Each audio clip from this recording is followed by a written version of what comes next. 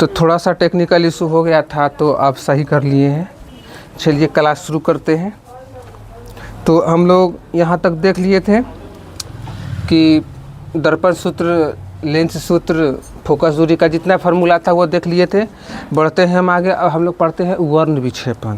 क्या पढ़ते हैं? वर्ण विक्षेपण। क्या पढ़ेंगे हम लोग? वर्ण विक्षेपण। वो भी थोड़ा सा आवर्धन एक बार देख लेते हैं। आवर्धन छूटा हुआ था ना, तो एक लाइन उसके लिए बोलेंगे। आवर्धन आवर्धन आवर्धन।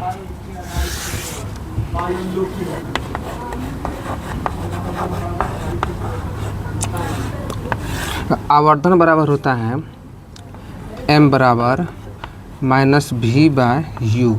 ये माइनस ये बतलाता है कि वस्तु दूरी हमेशा माइनस होता है ना, वही बताता है। इसी का माइनस यहाँ पे आता है। तो इसको ऊपर में बोलते हैं वस्तु दूरी, प्रतिबिंब दूरी।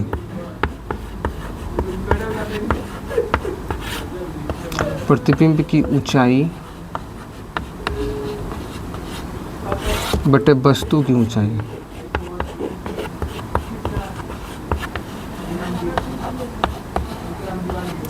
प्रतिबिंब क्यों? बीटी सर,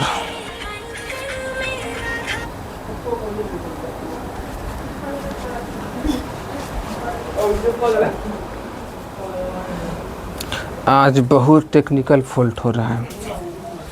चलिए देखते हैं फिर से हम लोग। आवर्धन देख रहे थे ना हम। प्रतिबिंब की ऊंचाई बटे वस्तु की ऊंचाई को हम क्या बोलते हैं? आवर्धन। आवर्धन एक होता है पॉजिटिव और एक होता है निगेटिव। अगर पॉजिटिव रहेगा तो कैसा प्रतिबिंब बनेगा, निगेटिव रहेगा तो कैसा प्रतिबिंब बनेगा, वो हम आप लोग को बताते हैं। किधर है भाई आवर्धन?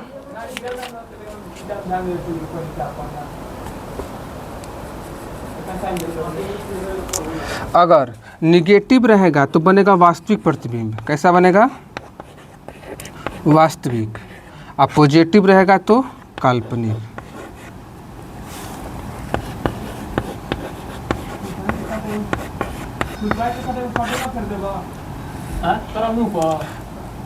काल्पनिक।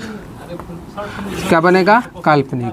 अगर निगेटिव रहेगा तो वास्तविक और पॉजिटिव रहेगा तो काल्पनिक प्रतिबिंब बनेगा। कैसा बनेगा? काल्पनिक प्रतिबिंब या आभासी जिसको बोलते हैं। काल्पनिक को हम लोग क्या बोलते हैं? आभासी। क्या बोलते हैं? आभासी प्रतिबिंब। काल्पनिक बनेगा। अगर पॉजिटिव रहेगा तो क्या बनेगा? पॉजिटिव रहेगा तो वास्तविक और पॉजिटिव रहेगा तो आभासी और निगेटिव रहेगा तो वास्तविक। देखिए हम बोलते हैं कि पॉजिटिव का मतलब हमेशा हम लोग क्या सोचते हैं? कल्पना पॉजिटिव करते हैं। कल्पना क्या करते हैं? पॉजिटिव। तो अगर आवर्धन का मान पॉजिटिव रहेगा मतलब धनात्मक रहेगा, क्वेश्चन पूछेगा बताइए किसी दर्पण का आवर्धन धनात्मक है तो प्रतिबिंब कैसा बनेगा? आभासी। माइनस रहेगा तो वास्तविक। कंप्लीट है, क्लियर है। आवर्धन का मात्रक क्या होता है? मात्रकहीन होता है। ठीक है। तो आवर्धन का यही एक छोटा सा उपाय है, माइनस भी बाय यू। आवर्धन प्रतिबिंब की ऊंचाई बटे वस्तु की ऊंचाई को क्या बोलते हैं हम लोग? आवर्धन बोलते हैं। अगर निगेटिव रहेगा तो वास्तविक बनेगा, पॉजिटिव रहेगा तो आभासी बनेगा। ये ध्यान रखना है कि जब कोई भी दर्पण में कुछ भी पूछे, अगर बोल देगा कि जब आवर्धन धनात्मक हो तब प्रतिबिंब कैसा बनेगा, तो धनात्मक मतलब कल्पना अच्छा से करते हैं तो काल्पनिक या आभासी। माइनस बोलेगा तो वास्तविक, माइनस बोलेगा तो वास्तविक और धनात्मक बोलेगा तो काल्पनिक। ठीक है। आवर्धन बराबर प्रतिबिंब की ऊंचाई बटे वस्तु की ऊंचाई। फार्मूला हो गया माइनस भी बाय यू। माइनस भी बाय यू। इसका काम आएगा कब? जबकि फोकस दूरी दिया रहेगा, वहाँ से हमको भी से कुछ निकालना होगा तो रिलेशन रहता है, वहाँ पे हमको इसका कभी कभी प्रयोग करते हैं। तो जब क्वेश्चन आएगा, हम लोग क्वेश्चन करेंगे तो यहाँ पे इसका प्रयोग हम लोग देखेंगे। अब हम लोग चलते हैं वर्ण विक्षेपण की ओर। कहाँ चलते हैं? वर्ण विक्षेपण की ओर। थोड़ा सा लाइट का आज प्रॉब्लम है, बार बार लाइट कट जा रहा है। क्या देखते हैं हम लोग अब? वर्ण विक्षेपण।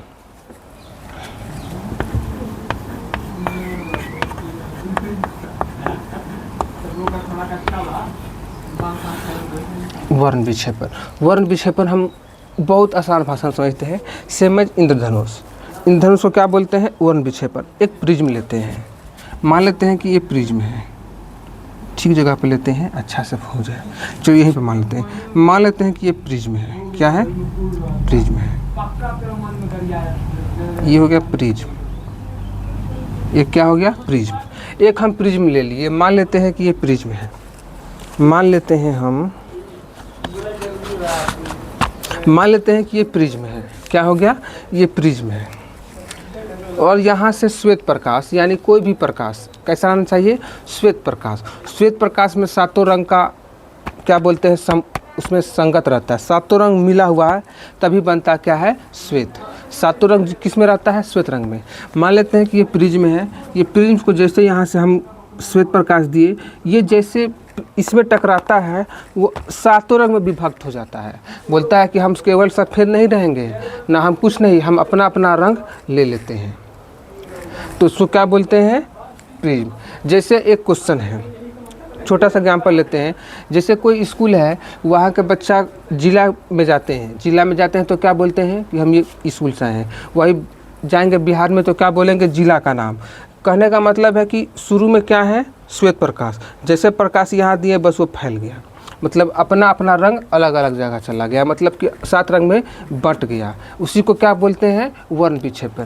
तो हम क्या बोलेंगे सीधा सीधी में कि जब श्वेत प्रकाश किसी प्रिज्म से होकर गुजरती है और 7 रंगों में विभक्त हो जाती है, इस घटना को प्रकाश का वर्ण विक्षेपण कहते हैं।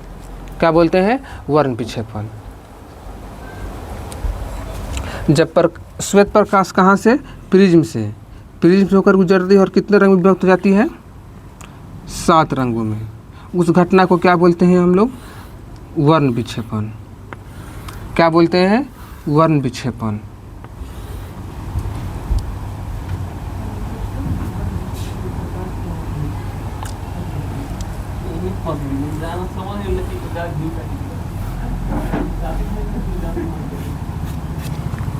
क्लियर है? कहते हैं कि जब कोई प्रकाश प्रिज्म से होकर गुजरती है और 7 रंगों में विभक्त हो जाती है, इसी घटना को क्या बोलते हैं? वर्ण विक्षेपण। सीधा सीधी बात है कि जैसे हम यहाँ पर ऐसे करके प्रकाश दे रहे हैं, ऐसे फैल गया, जैसे ये प्रकाश दिए ऐसे फैल गया। फैलने को क्या बोलते हैं? प्रकाश का फैलना ही वर्ण विक्षेपण है। प्रकाश का अपना अपना बिखरना ही क्या है?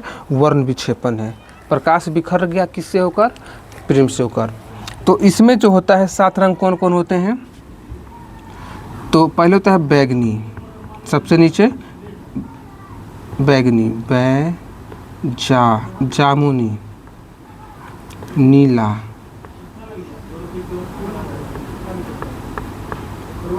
हरा, बैजानी,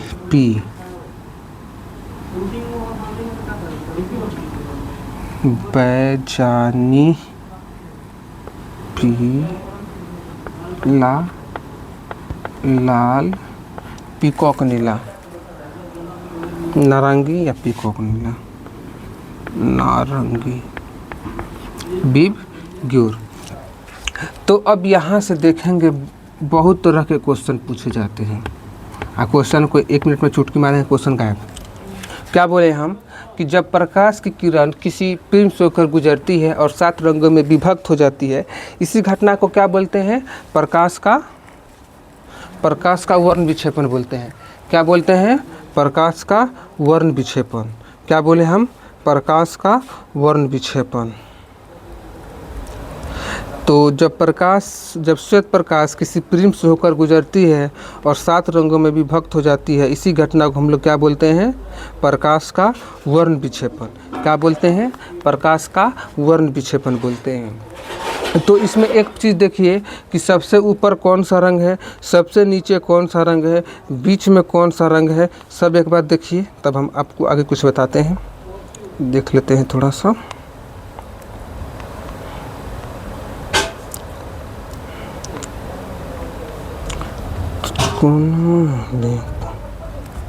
कहते हैं ना, ईमानदारी से मेहनत करना बहुत ज़रूरी है। मेहनत मेहनत मेहनत मेहनत, केवल मेहनत, इतना मेहनत करना है। बैजानी फिनाला हो गया। उसके बाद चलिए अब हम यहाँ पर देखते हैं कि सबसे पहला क्वेश्चन क्या है। क्वेश्चन नंबर 1, वन विक्षेपण के लिए किसका ज़रूरत हम लोग को पड़ा? प्रिज्म का। तो क्वेश्चन पूछेगा श्वेत प्रकाश किससे होकर 7 रंगों में बंट जाती है? तो हम बोलेंगे प्रिज्म। क्या बोलेंगे? प्रिज्म। पहला क्वेश्चन। सबसे नीचे कौन सा रंग होता है? सबसे नीचे बैगनी। सबसे नीचे कौन सा रंग? बैगनी। सबसे ऊपर कौन सा रंग? लाल। बीच में कौन सा रंग? हरा। तो क्वेश्चन पूछता है कि इंद्रधनुष का बीच का रंग क्या है, या वर्ण विक्षेपण का बीच का रंग क्या है? हरा है। सबसे ऊपर कौन सा रंग रहता है? लाल। सबसे नीचे कौन सा रंग रहता है? बैगनी। बीच में कौन सा रंग? हरा। ये चीज़ हम सीख लिए। ठीक। एक होता है तरंगदैर्घ्य। तरंगदैर्घ्य का मतलब होता है जो सबसे ज़्यादा दिखता है, एक आधार वो है। और एक होता है श्रृंग गर्त के, एक श्रृंग और एक गर्त को जोड़ते हैं तो वो बनता है तरंगदैर्घ्य, वो अलग चीज़ है। और इसमें एक जो सबसे अधिक दिखता है दूर से, मतलब जो कम फैलता है। कम फैलने का अर्थ क्या है? जैसे कोई रंग है वो बहुत दूर से दिखाई देता है, मतलब वो कम फैल रहा है। और जो ऐसा रंग है जो नज़दीक से भी कम दिखाई दे, मतलब वो ज़्यादा फैल रहा है। ज़्यादा अगर फैलेगा तो वो कम दिखाई देगा, और कम फैलेगा तो ज़्यादा दिखाई देगा। कहने का अर्थ है कि लाल रंग जो है बहुत कम फैलता है, लाल रंग कम फैलता है, इसीलिए सबसे अधिक तरंगदैर्घ्य, सबसे अधिक तरंगदैर्घ्य किसका होता है? सबसे अधिक तरंगदैर्घ्य किसका होता है? सबसे अधिक तरंगदैर्घ्य किसका होता है? सबसे अधिक तरंगदैर्घ्य किसका होता है? सबसे अधिक तरंगदैर्घ्य किसका होता है? लाल रंग का। सबसे अधिक तरंगदैर्घ्य किसका होता है? लाल रंग का। अब एक ट्रिक बताते हैं, छोटा सा ट्रिक है। क्या है? छोटा सा ट्रिक। सबसे अधिक तरंगदैर्घ्य, केवल तरंगदैर्घ्य, केवल तरंगदैर्घ्य पूछे तो बोलेंगे लाल का, और सबसे कम बैगनी का। एक चीज़ ये बोल दिए, मेरी बात को ध्यान से सुनिएगा। सबसे अधिक तरंगदैर्घ्य लाल रंग का, सबसे कम तरंगदैर्घ्य बैगनी का। एक लाइन नोट करके लिख लीजिए। उसके बाद लिखिए बाकी बात सबसे अधिक बैगनी का और सबसे कम लाल का। हम बोलेंगे सबसे अधिक विचलन किस रंग का? आँख बंद करके बोलेंगे बैगनी रंग का। सबसे अधिक आवृत्ति किसका? आँख बंद करके बोलेंगे बैगनी का। सबसे अधिक प्रकीर्णन बैगनी का। सबसे अधिक अपवर्तनांक बैगनी का। क्या बोलेंगे? जो भी बोलेंगे सब में क्या बोलेंगे हम लोग? बैगनी बोलेंगे। क्या बोलेंगे? बैगनी। केवल तरंगदैर्घ्य में क्या बोलेंगे हम? लाल। तो क्वेश्चन है सबसे अधिक तरंगदैर्घ्य किस रंग का होता है? लाल रंग का होता है। उसके बाद जो भी पूछे बैगनी को टरकाते जाएंगे, बैगनी बैगनी बैगनी बैगनी, पूछते जाओ बैगनी। विचलन बैगनी, प्रकीर्णन बैगनी, सब बैगनी, जो बोलेगा सब बैगनी। क्लियर है? सबसे अधिक तरंगदैर्घ्य लाल रंग का, सबसे अधिक विचलन बैगनी। कुछ पूछेगा बैगनी, बाकी बात एक ठो खाली तरंगदैर्घ्य के साथ में लाल के पास जाएंगे, बाकी बात सबके लिए किसके पास आएंगे? बैगनी के पास आएंगे। सबके लिए किसके पास आएंगे? बैगनी के पास। क्लियर है? एक एक चीज़ बता रहे हैं एकदम, वो भी अपना देसी जुगाड़ के साथ। ई पाठशाला मतलब ये एक ऐसा प्लेटफॉर्म है, यहाँ पे जिसको सीखना है और सीख कर पढ़ाना है वो यहाँ पर आए। ठीक। जिसको सीखना है अपने भाषा में, किसी भी तरह सीखना है, यहाँ पर आना है। ई पाठशाला पे बहुत पढ़ाई, हर जगह बहुत अच्छी पढ़ाई होती है, बहुत अच्छा। पर सीखने के लिए आना है तो यहाँ पर, सीख कर पढ़ाना है तो यहाँ पर। बाकी बात आपकी मर्जी, आपको सिर्फ रिजल्ट लेना है। चाहे कहीं पढ़िए कोई मतलब नहीं, आपको बस रिजल्ट लेना है। आप कहीं भी पढ़िए, मम्मी पापा के लिए रिजल्ट लाना है। रिजल्ट चाहे जहाँ पढ़ना है पढ़कर मम्मी पापा को रिजल्ट दीजिए। जहाँ पढ़ने का मन है वहाँ पढ़ेंगे, मम्मी पापा को रिजल्ट देंगे। रिजल्ट देना है मतलब रिजल्ट देना है, देना है। टॉप करना है, टॉप करना है। बस ऐसा पढ़ना है किसी को पढ़ा दें। अगर छोटा भाई बहन है, उसको कोचिंग नहीं पढ़ना पड़े, अगर हम पढ़ रहे हैं तो उसको हम पढ़ाएंगे। अपने से जूनियर है तो हम पढ़ाएंगे, ठीक है। ऐसा पढ़ना है, ये नहीं कि सिर्फ पढ़ रहे हैं, ऐसा पढ़ना कि पढ़ा देना है, ठीक है ना। तो हम उस तरह पढ़ाने का कोशिश करते हैं कि आप सीखिए और बच्चों को सिखाइए। इस तरह सीखने में बोझा नहीं लगता है कि हम आज ले लिए एक टॉपिक दर्पण, असभ्य ख़त्म कर दिए, हम ख़त्म कर दिए, आपसे ख़त्म नहीं हुआ। आपको भी ख़त्म करना है और हमको भी ख़त्म करना है, दोनों का ख़त्म होगा फिर क्लास आगे बढ़ेगा, नहीं तो यहीं पर फंसे रहेंगे जब तक आप नहीं सीखिएगा। तो हम क्या बोले कि वर्ण विक्षेपण किसे कहते हैं? जब प्रकाश की किरण प्रीम से होकर गुजरती है और 7 रंगों में विभक्त हो जाती है, इस घटना को प्रकाश का वर्ण विक्षेपण कहते हैं। इसमें जो है 7 रंग बट जाता है, जिसमें सबसे नीचे बैंगनी रंग, सबसे ऊपर लाल रंग और बीच में हरा रंग आता है, ठीक। इसमें सबसे अधिक तरंगधर उसको बोलते हैं। वहाँ श्रृंग और गर्त का बात होता है। तरंगधर जो अधिक चमकीला दिखाई दे, जिसका क्षय कम हो, मतलब जिसका क्या बोलते हैं प्रकीर्णन कम हो, जिसका क्षय कम हो। क्षय का मतलब क्या है कि जैसे कि थोड़ा सा रख दिए, वो दूर से दिखाई नहीं दे रहा है, मतलब उसका क्षय हो रहा है। जैसे बैंगनी सबसे अधिक प्रकीर्णन बैंगनी का होता है। प्रकीर्णन का मतलब होता है प्रकाश का क्षय होना। क्षय होने के बाद जो रंग दिखाई देता है ना, उसी को प्रकीर्णन बोलते हैं अपने भाषा में। क्षय होने के बाद जो रंग दिखाई देता है ना, उसी को बोलते हैं प्रकीर्णन। जैसे बादल का सफ़ेद रंग प्रकीर्णन, आकाश का नीला रंग प्रकीर्णन। इसको क्या बोलते हैं? जिसका क्षय होकर रंग दिखाई देगा उसी को प्रकीर्णन बोलते हैं। तो तरंगधर किसे बोलते हैं बताइए। एक बार हम देखते हैं, चलिए ठीक है। अब हम लोग देखते हैं इसमें इंद्रधनुष। इसमें किसी को दिक्कत है? दिक्कत नहीं तो हम एक बार वीडियो देखते हैं। वीडियो काम नहीं कर रहा है आज, किसी तरह बना रहे हैं।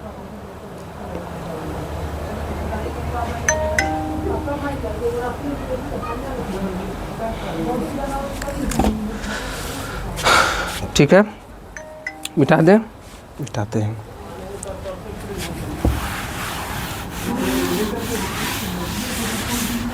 रिजल्ट चाहिए और कुछ नहीं, मन से पढ़िए, खूब मन लगा के पढ़िए। इतना पढ़िए कि मम्मी पापा का नाम रोशन हो सके, और क्या।